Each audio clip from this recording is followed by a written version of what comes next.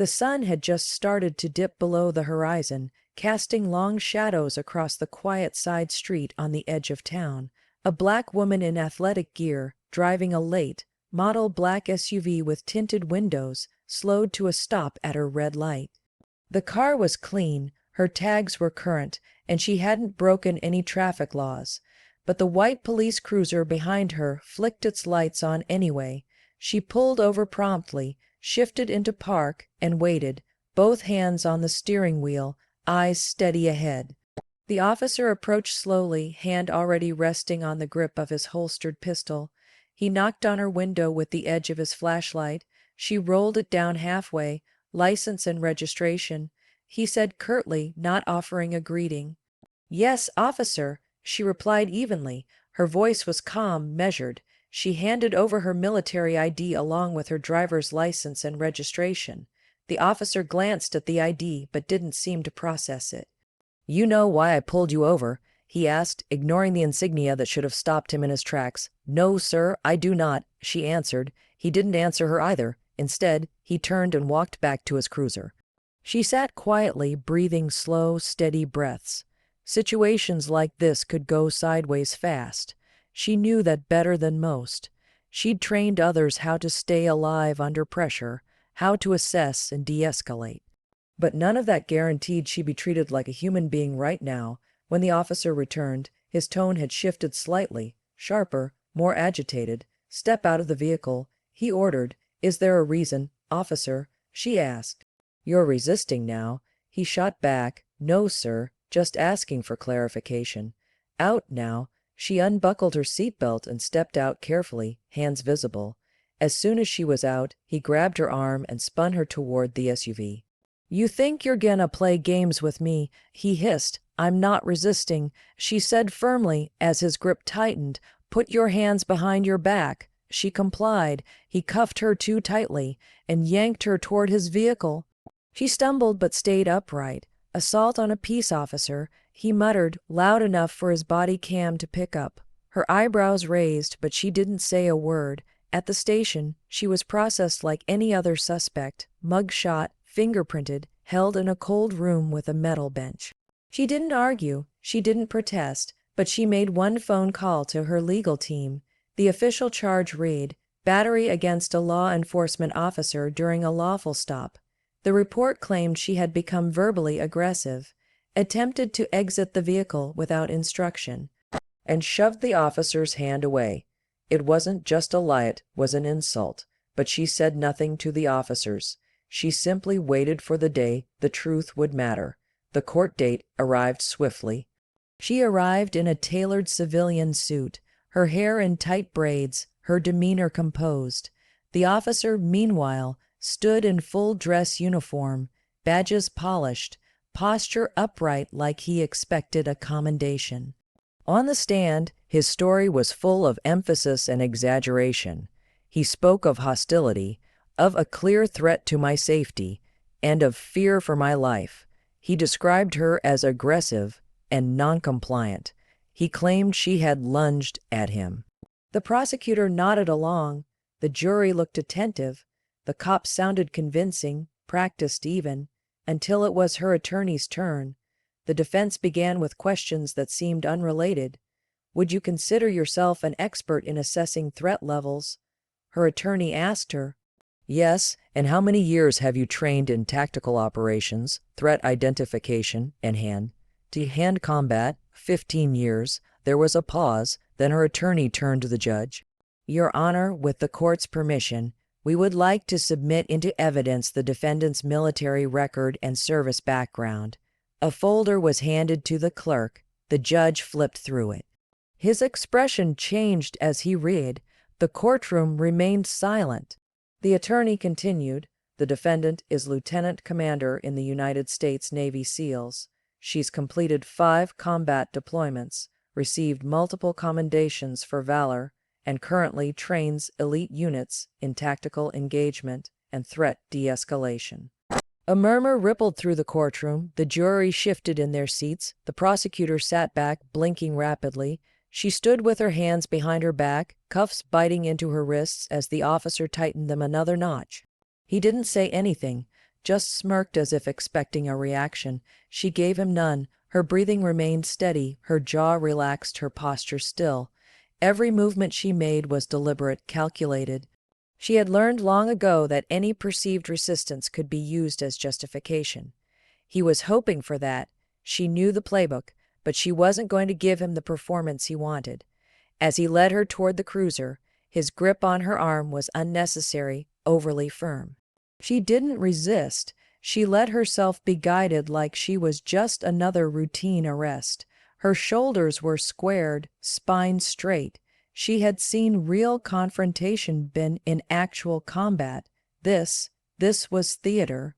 He was performing for the dash cam, the body cam, for whatever story he had already decided to tell. She sat in the back of the squad car silently, staring straight ahead as the engine hummed. He glanced back at her in the rearview mirror, his eyes narrowing like he was trying to figure her out. She said nothing. He seemed almost annoyed by her calmness. Maybe it made him feel less in control. At the station, she was walked past other officers. Some looked at her with curiosity, others with boredom. Nobody questioned anything. Nobody raised an eyebrow. A black woman in custody didn't warrant a second glance. She was booked, processed, and left in a holding cell. Still, she said nothing. Not about the pain in her wrists, not about the false accusations already scribbled down on his report, not even when she overheard him laughing and joking with another officer in the hallway outside the cell. Inside, she focused on her breathing. She counted each breath in, each breath out, that had kept her alive in places far more hostile than this. She thought of the young women she trained, the men who followed her commands in high-risk zones. She thought of the years of discipline, of the countless times she'd led operations requiring complete precision and emotional control. None of that mattered here, not to him. To him, she was a problem to be subdued, a threat to be neutralized, a report to be filled. Eventually, a female officer came to escort her to an interrogation room. Even then, she made no fuss, didn't question, didn't challenge. She walked with the same quiet strength that had once led her through desert compounds and black site extractions. The same strength that had earned her respect from the most hardened soldiers now went unseen in this fluorescent, lit room, surrounded by outdated filing cabinets and coffee-stained clipboards. When the detective finally sat across from her, she looked him in the eyes and gave her name, rank, and nothing more. "You'll want to speak to my legal counsel," she said, firmly but politely. Her voice carried a weight that momentarily gave the detective pause. There was something in her tone he couldn't quite place, something that didn't fit with the charges listed in front of him. But protocol was protocol, and paperwork already moved faster than questions. Back in the cell, she was left alone again. Hours passed. The adrenaline had faded, replaced with a quiet readiness. She was already running through the process in her mind, her rights, the evidence, the sequence of events. She wasn't panicked. She wasn't confused. She had assessed far more complex scenarios in a fraction of the time under far more dangerous conditions. What she felt wasn't fear, it was anticipation.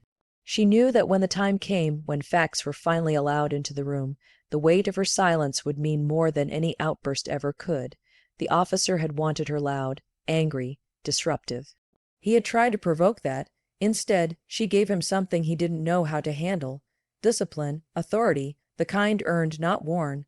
No one at the station seemed to ask themselves why a woman so composed, so quiet, so clearly intelligent, didn't raise hell the moment she was handcuffed. No one seemed curious why her body language never shifted into aggression. They didn't wonder how someone falsely accused of assault could remain so measured. They assumed compliance was fear. They assumed her silence was guilt. They assumed too much. He had looked for weakness and found steel. He had pulled her over expecting trouble and created it himself. He thought he was controlling the scene, but she had already calculated every move, every word, every expression. The real difference between them wasn't power, it was purpose. He acted from ego, she acted from clarity. The courtroom was tense the day the officer took the stand, his uniform crisp, badges gleaming. He carried himself with a confidence born from years of routine. The jury watched closely as he recounted the incident, his voice steady but laced with a hint of indignation. Every word was carefully chosen, every detail sharpened to paint a picture of the defendant as aggressive, defiant, and dangerous. He described the traffic stop as escalating rapidly, claiming the woman had become hostile almost immediately after he approached the vehicle. "I asked for her license and registration," he said, eyes scanning the courtroom as if searching for validation. She hesitated, then handed me her documents without a word. But as I returned to my cruiser, she suddenly stepped out of the vehicle without permission. When I told her to remain inside, she ignored me and advanced towards me with clenched fists. The officer's tone grew more urgent as he spoke of his supposed fear for personal safety. At that moment, I feared for my life. She shoved my hand away when I tried to restrain her, forcing me to call for backup. His narrative was precise, rehearsed. He portrayed himself as the victim, a lone figure confronting an unpredictable threat. The prosecutor nodded, reinforcing the image the officer was building. The defense attorney sat quietly, waiting for his turn, while the jury scribbled notes. The officer detailed how the defendant had resisted arrest, become verbally abusive, and refused to comply with lawful orders. His story was bolstered by the body camera footage, which showed only fragments, selected clips that seemed to support his version of events. Yet, despite the officer's insistence, something felt off. His description was more dramatic than the visuals suggested. The clips were edited to emphasize tension, but left out moments where the woman remained calm, compliant, and restrained. The officer spoke of a struggle, but the footage showed no such violent confrontation. Instead, it revealed a woman who maintained composure even as the officer's behavior became aggressive. When cross-examined, the officer's confidence faltered slightly. The defense attorney asked pointed questions about the timing of his actions, the inconsistencies in his report, and the absence of injuries on his person. "You stated the defendant lunged at you," the attorney said, leaning forward. "Yet the footage shows no such movement. Can you explain this discrepancy?" The officer's eyes flickered. I perceived it as a threat," he replied, voice less certain. "And how do you define a threat in this context?" the attorney pressed. The officer hesitated, searching for words. "When someone ignores lawful orders and makes sudden movements, it can be threatening." The defense attorney nodded thoughtfully. "So perception rather than fact," the courtroom murmured. The jury exchanged glances. The officer's narrative, once solid and commanding, now showed cracks. The defense then shifted focus. They called character witnesses, people who had worked with the defendant, testifying to her discipline, her composure under pressure, and her dedication to service. They introduced evidence of her exemplary military record, commendations for valor, leadership roles, years of rigorous training. The narrative of an aggressive, violent suspect didn't align with the woman these witnesses described. But the most powerful moment came when the defense attorney revealed the defendant's identity as a high-ranking Navy SEAL. The room fell silent. The judge paused, adjusting his glasses as he examined the documents submitted.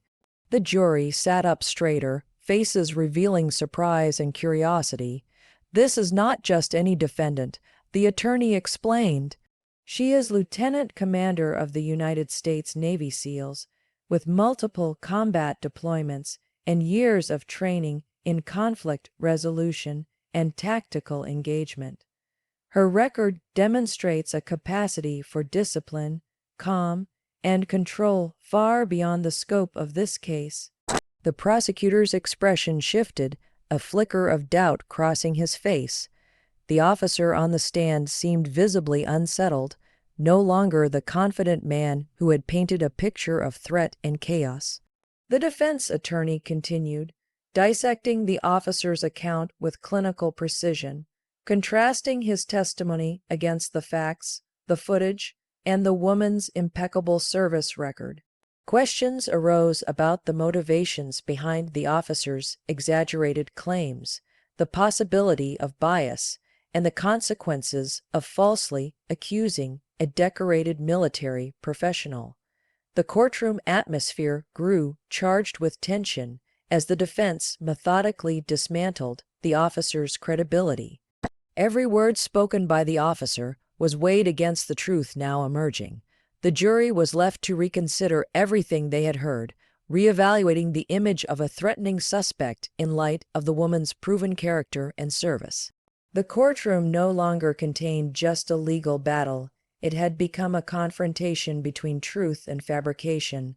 Through it all, the defendant remained composed, silent until called upon, her presence commanding respect without a single raised voice. Her demeanor alone challenged the officer's narrative, showing a stark contrast between the fabricated story and the reality of the woman before them.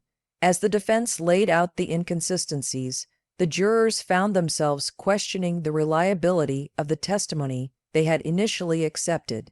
The layers of deception began to peel away, revealing a stark difference between the officer's version and the truth behind the incident. The courtroom was packed when the defense attorney rose and asked the judge for permission to present evidence that would, quite literally, change the course of the trial. The air shifted as the judge nodded, and a set of official documents was handed over to the clerk. Everyone leaned forward as the defense began to reveal what had been hidden beneath the surface all along the defendant's extraordinary military background. At first, it seemed almost surreal.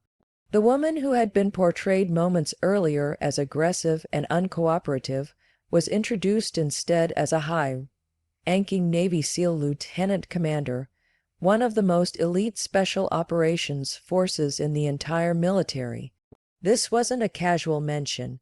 The defense laid out her full service record, multiple combat deployments in hostile regions, commendations for valor under fire, leadership roles in training and operational command, and a reputation for unparalleled discipline and mental fortitude.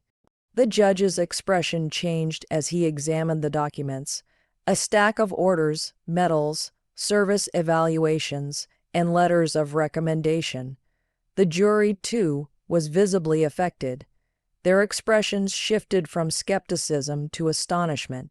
Whispers floated through the courtroom, but the judge quickly restored order with a firm bang of his gavel. The defense attorney carefully described the significance of her role. Navy SEALs undergo some of the toughest training in the world, designed not just to build physical strength, but to forge mental resilience, quick decision-making, and emotional control. They must remain calm under pressure, assess threats accurately, and respond with precision skills that were essential in this very incident. As a lieutenant commander, the defendant holds a leadership position, responsible for training and leading teams through complex, high-stakes operations. The attorney explained, she is not only trained in combat, but also in de-escalation tactics and situational awareness, skills that are fundamental to her role and that informed her behavior during the traffic stop. The defense presented videos and testimonials from commanding officers and peers, all praising her professionalism, integrity, and composure. The officer on the stand, who had painted her as a threat, was now confronted with a starkly different reality, one that contradicted every exaggerated claim he had made. The jury's perception shifted palpably. This was no ordinary civilian. This was someone who had earned trust and respect at the highest levels of military service. The woman they had seen cuffed in the back of a police cruiser was the same person who had led dangerous missions, made split-second life or death decisions, and trained others to do the same. This juxtaposition created a powerful dissonance that the officer's testimony struggled to overcome. The defense highlighted how the defendant's training would naturally predispose her to remain calm and comply in high-pressure situations, directly opposing the officer's allegations of aggression. Her ability to stay composed and measured, the attorney emphasized, reflects a professional trained to de-escalate and avoid unnecessary confrontation not to provoke it. The courtroom grew quieter as the defense continued. They introduced expert witnesses, retired SEAL officers, military psychologists, who testified about the rigorous standards SEALs meet and the mental discipline instilled in them. These experts underscored how inconsistent it was for such a highly trained individual to behave in the manner the officer described. The defense also brought forward security footage from the incident that had not been initially reviewed, showing the defendant's measured behavior throughout the encounter. The visual evidence starkly contradicted the officer's narrative of a lunging or aggressive suspect. Instead, it revealed a woman maintaining calm, hands visible, responding only when legally required and never escalating the situation. By the time the defense concluded, the courtroom was charged with a palpable shift in understanding. What had begun as a simple, one-sided police report had unraveled into a complex narrative about truth, bias, and the consequences of false accusations. The officer's credibility lay in tatters, overshadowed by the undeniable weight of the defendant's service and character.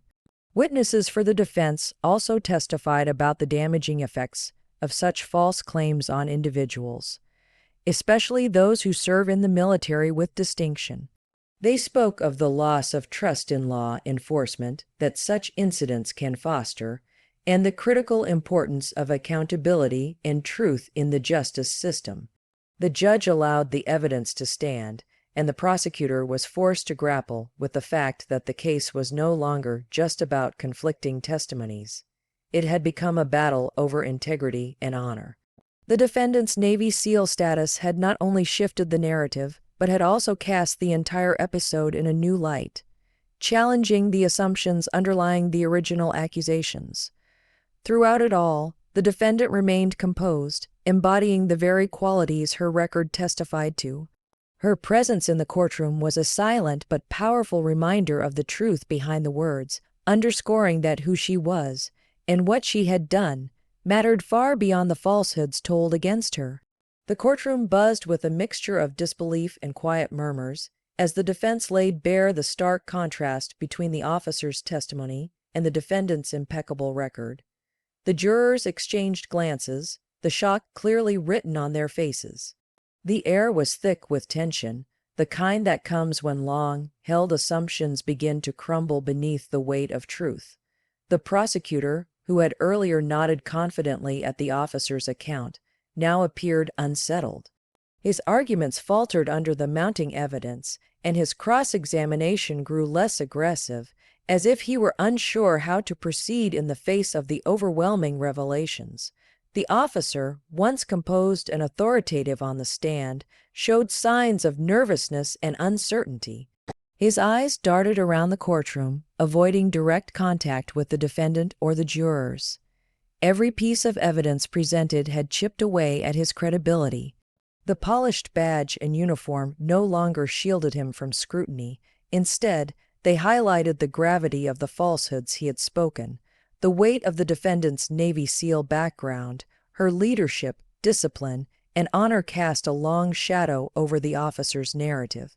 The jury was being forced to reconsider not just the facts of the case, but the very character of the man who had sworn to uphold the law. Witness after witness came forward, each reinforcing the idea that the defendant's behavior during the traffic stop had been nothing short of exemplary. Former commanding officers detailed her calm demeanor in high-pressure combat situations. Military psychologists testified about her exceptional ability to manage stress and conflict without aggression. Even civilian acquaintances spoke of her integrity and measured approach to conflict resolution. The more the defense unveiled, the more isolated the officer seemed. His story of a threatening, aggressive suspect didn't just falter, it fell apart completely. Jurors leaned forward, their attention captured by the contrast between the carefully constructed false testimony and the undeniable evidence of truth. In a pivotal moment, the defense attorney addressed the jury directly, emphasizing the stakes of their decision. "You must ask yourselves," he said, "can you trust the word of an officer who fabricated this story, Or do you believe the woman whose entire career has been dedicated to service, discipline, and truth? The courtroom was silent except for the attorney's voice, which resonated with conviction. The judge watched carefully, recognizing the significance of this turning point. The defendant, seated calmly, met the jury's eyes with quiet confidence. Her presence alone spoke volumes.